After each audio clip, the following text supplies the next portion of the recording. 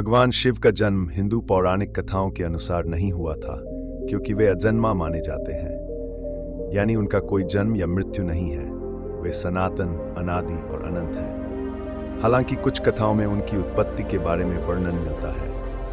उदाहरण के लिए, शिव पुराण के अनुसार भगवान शिव को स्वयंभू माना जाता है, जिसका अर्थ है कि वे स्वयं उत्पन्न हुए थे। वे सृष्टि, स्थिति और संहार के देवता हैं और त्रिमूर्ति में एक प्रमुख स्थान रखते हैं।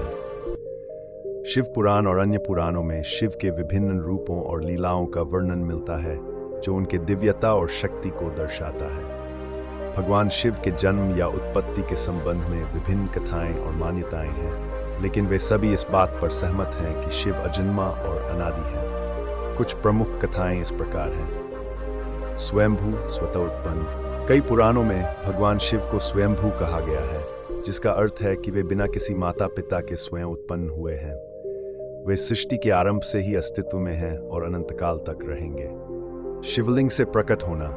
कुछ कथाओं में यह भी कहा गया है कि भगवान शिव ने शिवलिंग से प्रकट होकर ब्रह्मा और विष्णु को दर्शन दिए। यह कथा ब्रह्मांड की उत्पत्ति और शिव की महानता को दर्शाती है।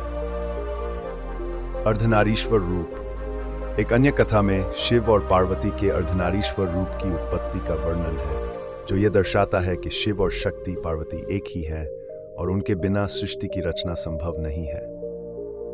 दक्ष प्रजापति की कथा। एक अन्य कथा में दक्ष प्रजापति की पुत्री सती ने भगवान शिव से विवाह किया था।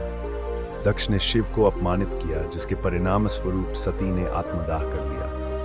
बाद में सती ने पार्वती के रूप में पुनर्जन्म लिया और फिर से शिव से विवाह किया।